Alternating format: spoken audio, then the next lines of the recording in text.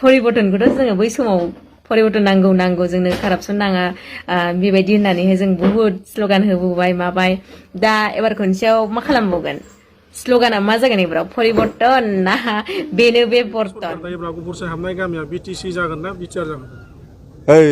जाम्बा नोंसोर मानो नंखाय खोथाफोरखौ सोङो आङो बुंदों र' सानै हयै सेलेक्ट खालाम भट होनानैहाय जाना मोनला सरकारखौहाय फोथायनानै लाब गैला थगायजानो नांला आरो नोंसोरो जायफोर नायदों नोंसोरो बिमा बिफा बिबै बिबौ बिमादै बिमायं बैफोरखौबो बुंनानै दोनखा गहपुराव दिनै आंनि थाखाय गोदान नङा नंगौ गेजेराव गेप जाबाय बहुद बोसोर खिन्थु आं गोसोखांबाय थायो गहपुरनि खोथाखौ गहपुर ओनसोलाव थानाय बर'फ्रा मारै दं मारै गैया बेखौ आङो जुदिও आङो बेहाय फैनानै खबर लानो हायाखै थेवबाबो आं गोसोखांबाय थायो गहपुरनि रायजो राजाफोरखौ मारै दं होननानै आरो आं दिनै बेसेबांबा गोबावनि उनाव गहपुराव सफैबाय गोसोखौ बिराद मोजां मोनदों रायलायनो मोननानै जायगाखौ आं नुफैफिनबाय आरो दिनैनि राजनिति जिथु परिबेक बेथ' कन्टिनिउआस आङो गहपुराव फैबाय थानो मोनसिगोन आरो गहपुरनि जिथु गामि सोनायनि जेंना बेखौ आं बुंदों सरकाराव फैग्रोथों आङो सरकारजों रायलायनानै थालांनाय गामिफोरखौ सोबसिनगोन आरो बिनि उनाव बे गहपुरखौ लानानै बा बे गोदानै हाबनाय ओनसोलफोरखौ लानानै गोदानै मोनसे साब डिभिजन जानांगौ बेखौ आं सरकार फैबानो आं प्रप'जाल होगोन आरो बे ओनसोलाव उन्नयननि थाखाय जौगाखांनायनि खामानिनि थाखाय मावनो माखासे सिस्टेम दं बिटिसिआव बेयो जाहैबाय बिसिडिसि थागोन बिसिडिसिनि दारै बे ओनसोलाव थानाय माखासे जिथु जौगाखांनायनि खोथा बेफोरखौ जों मावगोन आरोबाव जेनेबा लेन्ड एडभाइजारि बर्ड थायो बा बहुद माबा माबि थायो कमिटिफोर थायो डिपार्टमेन्टेल बेफोर डिपार्टमेन्टेल माखासे कमिटिफ्रावबो गहपुरनि मानसियानो थागोन आरो गहपुर ओनसोलनि थाखाय मा जौगाखां खामानि मावनांगौ इडुकेसन खेथ्रआव मा जानांगौ एग्रिकालचार सेक्टराव मा जानांगौ बेफोरनि थाखाय माखासे कमिटि थाखायो बेफोर कमिटियाव गहपुर ओनसोलनि मानसियाबो थागोन आरो बेजोंनो जोङो मावलांगोन सार बे बिपिएफआ सरकार दानायनि उनाव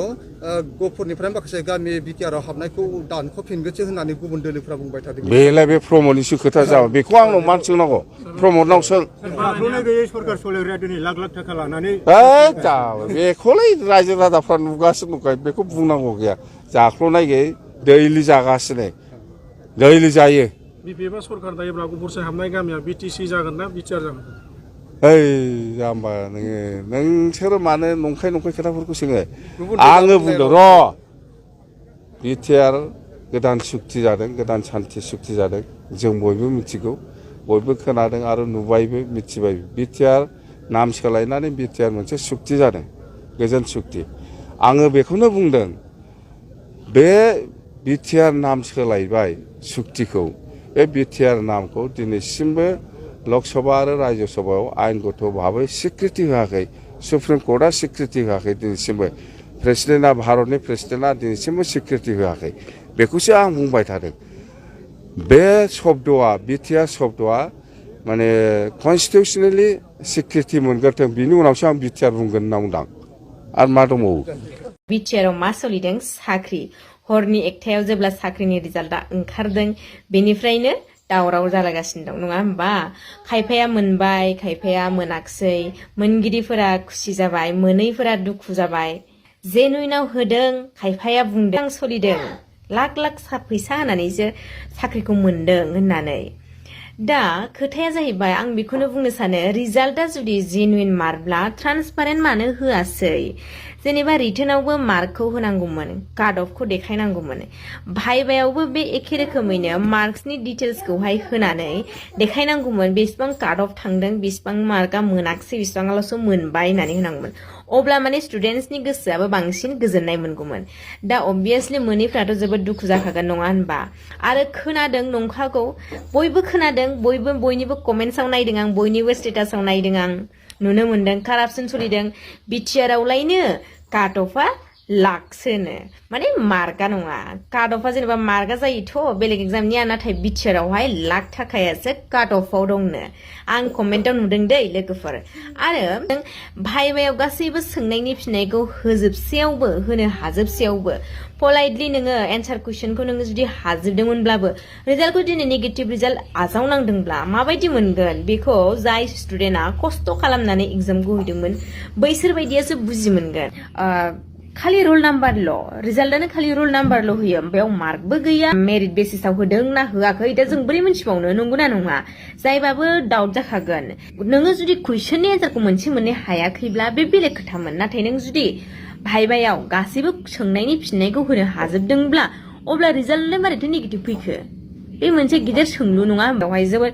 भाइभायावबो मोजाङै मोजां आं कुइसननि एन्सारफोरखौ होजोबबाय आरो बेबायदि नङा जे गोनो गोथो जानानै माखौबा बुंसनफ्लांदों माबा बुंनांगौ माबा बुंफ्लांदों गिनानै थादोंमोन बेबायदि नङा मोजाङै मोजां एन्सार कुइसनखौ सब होनो हाजोबदों थेवबाबो दिनै नेगेटिभ रिजाल्ट आजावनो गोनां जाबाय दा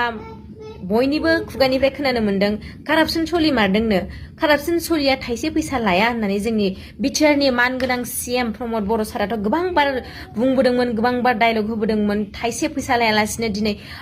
मेरिट बेसिसावनो साख्रिखौ होनाय जागोन थाइसेबो फैसा लाया होनदोंमोन नाथाय दिनै मा सोलिनो हमदों माथो गासिबो जायगानिफ्रायनो कमेन्टआनो कमेन्ट मानसिफोरा भिडिअआवहाय हाबनानै नायोब्ला माथो बयबो बुंजोबो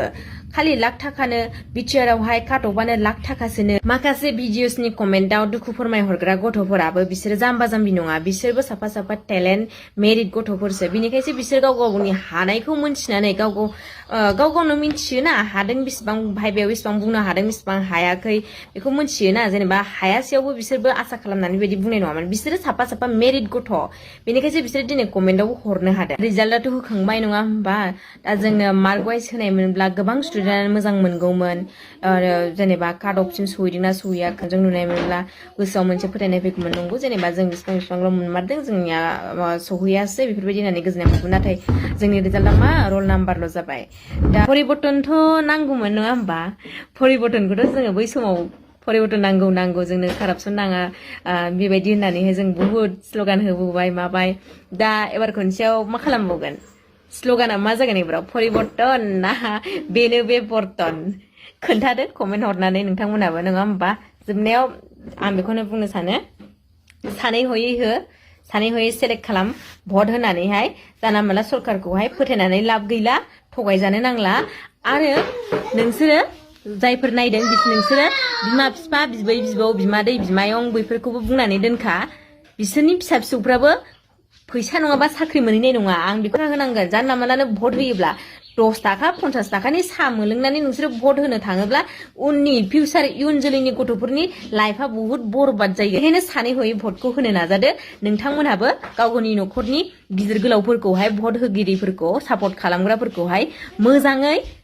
बुजायनानै होखादो जायफोर जेनेबा फैसा होनानै मोनमारबाय बिसोरबायदि बिथांमोनहाबो बहाथो बुंबावनो ना आं जे फैसा होनानैसो मोनदों साख्रिखौ बिदि होननानै सोर बुंबावनो आरो जेनेबा जायफोर जेनुइनाव मेरिट बेसिसाव साफा सानै मोनदों बिथांमोनहाबो बेफोरखौ बुंबाय थायोब्ला दुखु मोनगोन नङा होमबा दा जियानो जाया मानो जायफोरा मोनबाय बिथांमोननिसिम आङो कंग्रेचुलेसन जासिहरनाय थाबाय